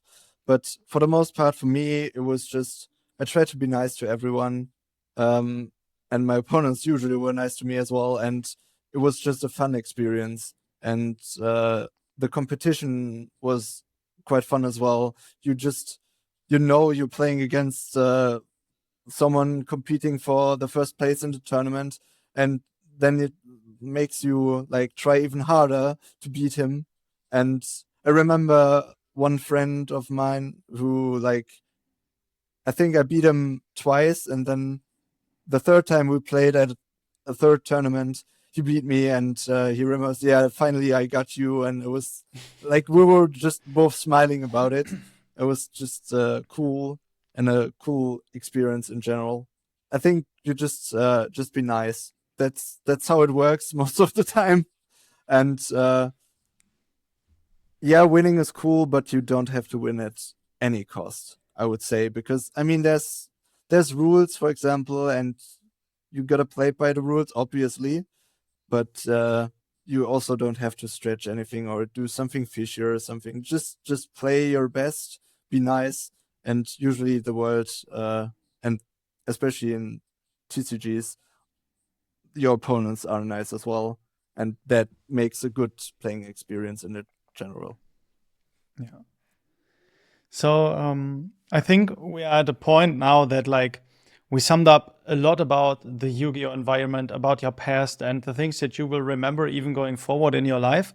But I want to take a little bit of time and talk about like these other TCGs that we have at the moment. Like I think we could talk on about like the past and great things about Yu-Gi-Oh like for hours, but I think like really coming to the other TCGs is important too. And you talked a little bit about it already, like One Piece, Lorcana. And I want to know, like, what other TCGs do you really know that are on the market at the moment, and what do you think is exciting about it? Mm, I actually tried or like played a little bit of many different TCGs. For example, there was a time where Force of Will was played a lot, and one of my friends got into Force of Will, and I got to know the cards, and I played some Force of Will with him again.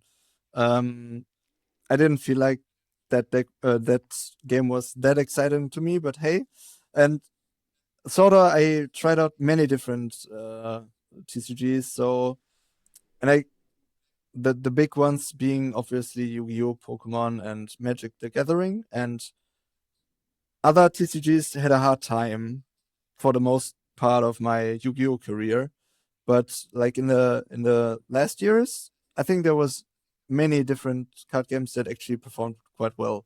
For example, I think it started with Dragon Ball when it got released, and then, or like, I don't know the exact order, but like Flesh and Blood, Dragon Ball, um, and then Lorcana, One Piece. These were like quote unquote new. They're not actually new, but they're not 20 years old, for example. And I think the cool part is that they all have some, like, they combine the good things of the older TCGs, for example, and then try to get a new twist. For example, the One Piece has their leader, and like that kind of makes every deck unique. Flesh and Blood has a leader. I don't know if it's actually called leader, but they have like leaders with weapons and stuff, which also makes it quite unique and a new unique playing experience. Um, Also, you learn how like the card games kind of evolve, because mana is a big thing in many different card games, and the newer card games also try to fix that problem, like balancing stuff with mana, but also making the play experience still cool and not be like kind of frustrating to play.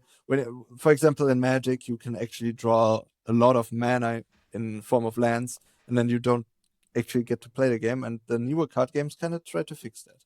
So I think it's a cool evolution, and yeah, for me, I feel like they all have some different things that the different card games focus on, and yeah, Yu-Gi-Oh was for me the most complex one, the coolest one. Um, Pokemon was what I didn't like about Pokemon, for example, was the that you cannot interact with your opponent on their turn. But the hard part in Pokemon is like the management of your resources and planning on your next turns and stuff. So there's all different things working together. For example, as a, a lot of my friends are playing One Piece, and they always try to get me into One Piece. And actually, Lucas, I think he 1 week ago he messaged me and asked, "Yo, when are you playing your next One Piece tournament? You gotta come here. I'm gonna borrow your deck, for example." And yeah, I think that's kind of what I like about all the different TCGs. You can try out all of them, and uh, some work well. And I think these or 7 big ones I named are performing quite well. There's some smaller TCGs, like I think there was some Naruto TCG at some point that didn't perform. There's Schwarz-Weiß, for example, or many other things, and I think yeah, the big ones are here to stay, and there's always going to be smaller ones, but probably they won't make it. That's Yeah. what my experience says to me, at least. So I think very interestingly about this era that we are in, where so many different TCGs are out there, and you actually also not only can play them at a kitchen table level, but you can go to professional tournaments and go to local tournaments with invitationals and stuff like that. is that even when you can play one TCG, it's very interesting to just go to another TCG tournament and try it out. And in some situations, you even meet the same people because there are actually so many people who play multiple TCGs. Yeah, I think that's kind of, if you get into one TCG, it's quite easy to transfer to another one because you're like in the same, it's the same category of hobby. And there's so many people I know from Yu-Gi-Oh! That play One Piece, that play Dragon Ball, that play Lorcana. And it's kind of funny because I actually went to a Lorcana tournament and I was just running around and I knew Leo was, I think, commentating it. So I visited him, talked to him, and in the meantime, I met so many different people I knew from Yu-Gi-Oh! Or knew from other card games. So, yeah, I don't know. Apparently, even if it's a whole different card game, it's still the same people. Yeah. With some new players. Yeah. And from Flesh and Blood, I know like one term that they always say is like play the game and see the world. And I think that's one aspect that really drives me to TCGs as well these days, because even though we traveled back when we were in our early 20s too, these days it's a little bit different, right? We have a little bit more money at our hands, so we can also travel a little bit further or get some more days in or whatever. And so it's really like convenient that you can just combine this social aspect of playing the TCG, having some fun at a tournament, and then, for example, going to Prague for the world premiere in Flesh and Blood, just like I did the last weekend, and enjoy the city of Prague. And that's like something very different that I'm experiencing at least now that I'm in my early 30s, and that I'm looking forward to, honestly, for the next years. Yeah, I agree on that one, but I think that's the cool part because when I tell people that I played Yu-Gi-Oh! A lot in my in the last 10 years, they're like, okay, what the hell is Yu-Gi-Oh? And then I explain to them, yeah, I went to all these European cities. I even went to Japan. I went to the United States just for Yu-Gi-Oh! And then they're like, oh, okay, crazy. That's kind of cool. And yeah, that actually like sums up the experience. For me, since I was very competitive, I traveled a lot and it was part of Yu-Gi-Oh! And right now the playing part is not the biggest one, but traveling is still a cool thing. And just like imagine going to a tournament, then you play the tournament for one weekend, and then you just stay for vacation anyway. And you can kind of combine your hobby with just regular vacation and enjoy the city and do some sightseeing and eat some delicious food. And I think that's a good way to like combine everything together. Yeah, like especially like you said in Prague, for example. So I want to know, like, for Flesh and Blood specifically, like, what did you really know about Flesh and Blood? You talked a little bit about it, but is there anything that comes to your mind when you hear Flesh and Blood? I know some friends play it. A good friend of mine plays it a lot, and I think he was doing quite well in Flesh and Blood as well. But to be honest, I have not played that game ever. So I only know there's like a leader and you have weapons and they look cool. That's about it. And I think I watched some games, but yeah, for me it's just a whole different TCG. I know barely how it works, but that's about it. Because I remember watching my friend play, and he was doing well apparently, but I couldn't figure it out. I was just messaging with other people. Yeah, is that good now or not? So when it comes to Flesh and Blood, I think out of all the TCGs I mentioned prior, I think Flesh and Blood is actually the one that is quite famous, but I have almost no clue how it works. Yeah. But I remember you showed me some cool cards from that game. But that's probably the most Flesh and Blood cards I have seen ever. in real life.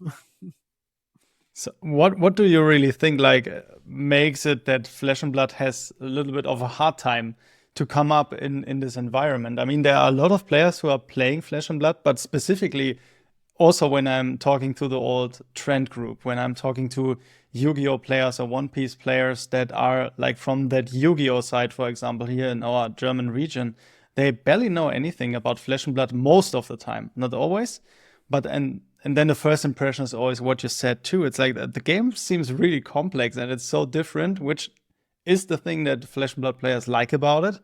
But what are your thoughts about that?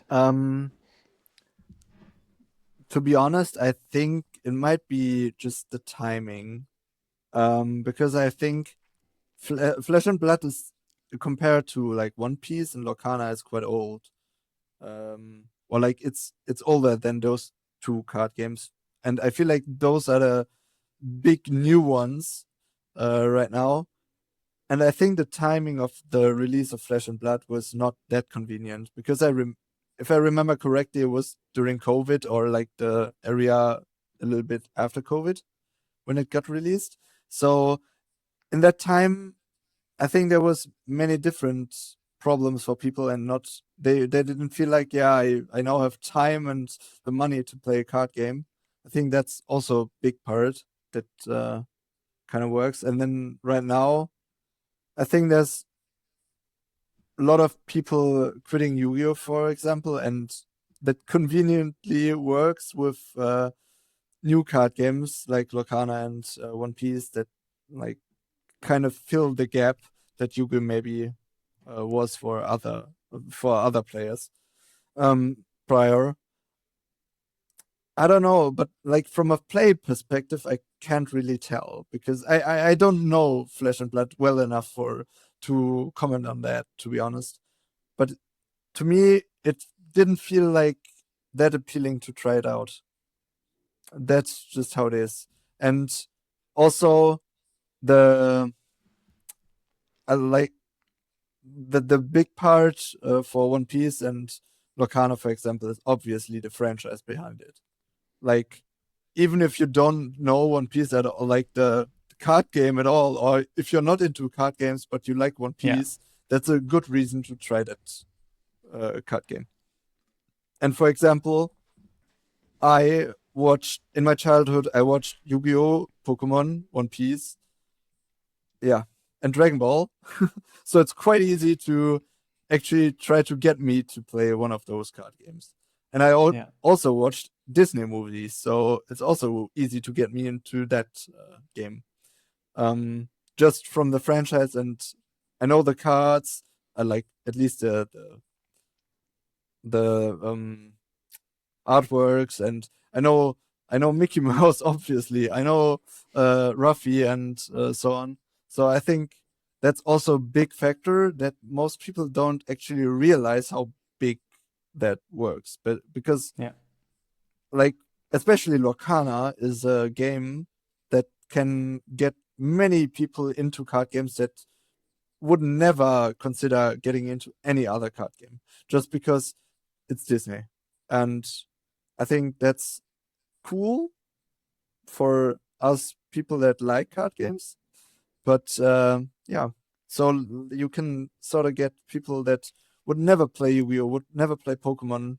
They actually maybe try out Lorcana and like it, and maybe go on from there and try out other card games as well.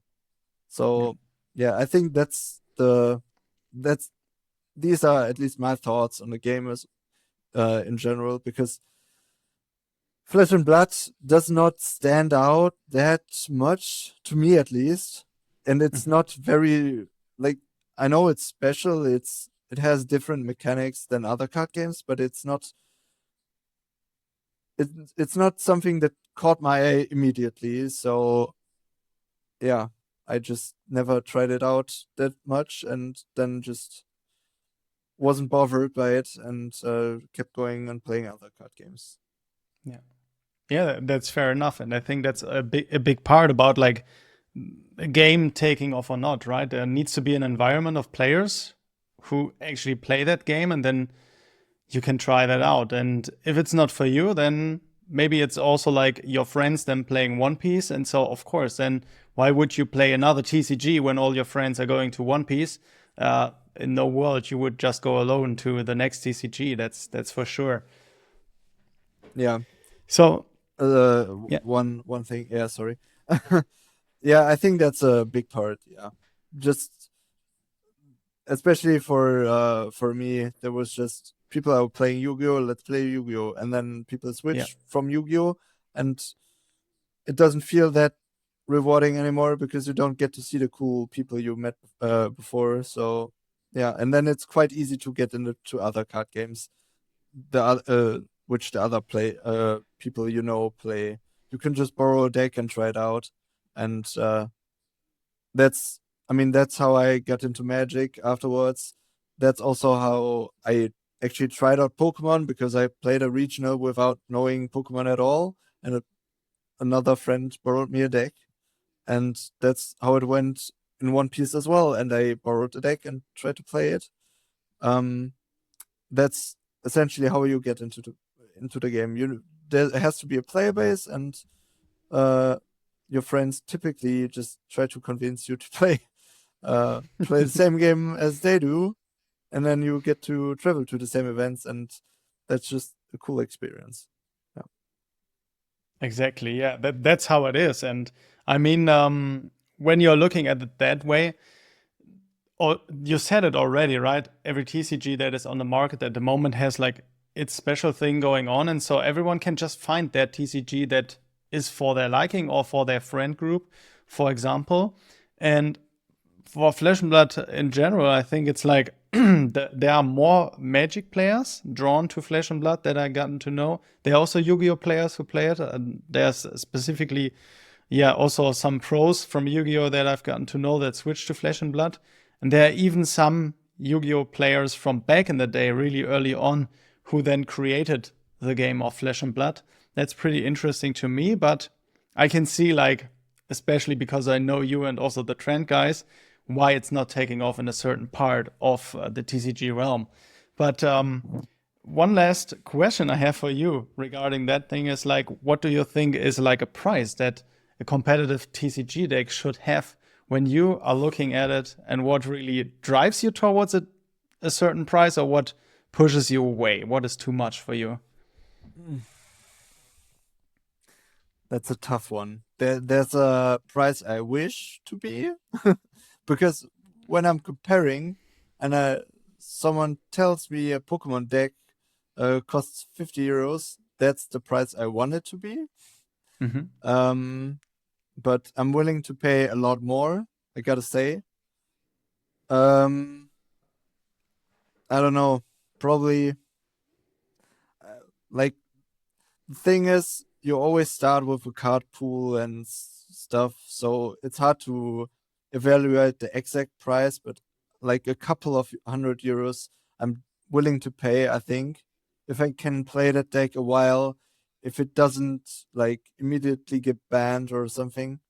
And yeah, I mean, that's how it works right now, because I even built some of my decks I played in Yu-Gi-Oh in the past, and then I'm just checking them out randomly, and if they are more than 50 euros, I'm like, yeah, nah, I'm not buying that.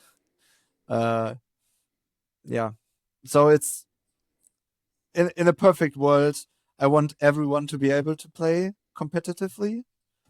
So it should be quite easy to get into it, and then in my ideal TCG, uh, you should be able to like play the lowest rarity of every card, and then have a cheap deck that's actually very competitive, and then you can just upgrade it by not actually like with just visual alteration of your deck, and it should not restrict the power of your deck, how much money you can uh, spend on your cards.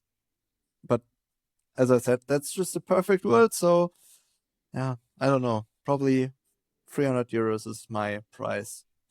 Yeah. I'm willing to pay. Yeah. All right. So I have like here in the end, when we close the podcast and So not sure when we see each other again. What kind of deck would we play together when we see us the next time? Maybe even a deck from like 2017, 18, the era where we were traveling together. Mm, I don't know about you, but there's many cool decks I have in mind, and I really like from the past. And I don't know, did you play the Necros format? Or probably not, No, I right? did. Yeah, you No. started afterwards, right? Yes, that's right. I mean, I could play it. That's for sure. I Um, can look up the things and learn it. That's no, for no, no, sure. no, no. That's kind of that's not the vibe. I'm no. I don't know. I personally really like Paleozoics, so Hmm. I would probably try to play that deck. I don't know about you, Yeah. and what in that format, what did you play or what did you like? I mean, from that So I time, is remember that like I was loving the dinosaurs, the yeah, structure okay. deck, and then upgrading it. Yeah. But that's the thing that like loses to Paleozoic, that's for sure. Yeah. Okay, yeah, maybe. Okay, maybe But that's if yeah. you're if you want to play dinosaurs, I can also. I remember playing pendulums in that time, Oh yeah, so yeah. I it remember was that one. also a pretty good deck. But yeah, uh, honestly, there's for every year there's about like 3 decks I really like. Yeah. From like Paleozoics to Metal Foes to um yeah, Zodiacs, BA. BA, yeah, Ritual Beast, BA. I mean, Yeah. Cosmo was a cool deck as well. Um, there's so much I enjoyed playing. I actually enjoyed playing True Draco as well. But hey, um, yeah, there's so many different decks I would really like to play against. Just random, like with you or with other people I get to know in Yu-Gi-Oh. And actually, that's what I would like to be a Time Wizard tournament. Like just some 2015, 16, 17 decks. And just having some fun with, I don't know, ABCs or something. Yeah, exactly. Yeah, I would love that too, definitely. Yeah. That is, I don't know. There's just so many different experience I had with Yu-Gi-Oh that make me smile and have some good experience and just memories that are gonna be in my life forever. Yeah. And I think I have like all all of the decks I named right now. I think I have a core of all of those somewhere behind me. Yeah. Yeah, that's something that is so interesting when you're in Yu-Gi-Oh for that long. I mean, like we talked about the reprints and how the prices are dropping for the competitive It's actually decks. good for me. Yeah. Now. That's for me too. I think exactly like you. Yeah. Yes, Yeah, because going back in time is pretty yeah, easy. yeah. But because I remember I wanted to play I have like a Metal Foe deck, and you can actually get everything in foil and like super rare, ultra or something, and it costs nothing. That's the one good part about reprints, reprinting that often. But yeah, Yeah, I was starting to get like a BA core and a Zodiac core, and I was like, man, that's fucking cheap. yeah. I mean, yeah, that's how it is. There's a good side everywhere. Exactly. So here at the end of the podcast, is there any shout outs that you want to give? um, I don't think I want to give special shout outs to anyone because whenever I had to do shoutouts for a deck profile, I would always forget someone. So honestly, I'm just shouting out everyone I get to know playing trading cards, especially Yu-Gi-Oh, and all the people I met and all the friendships I made along the way. And obviously, shoutouts to you for having me on the podcast. It was a lot of fun. Yeah, just talking about one of my favorite hobbies ever. It was very cool. Yeah, it's a pleasure for me to have you on here and hopefully jam some games in the future. Thank you.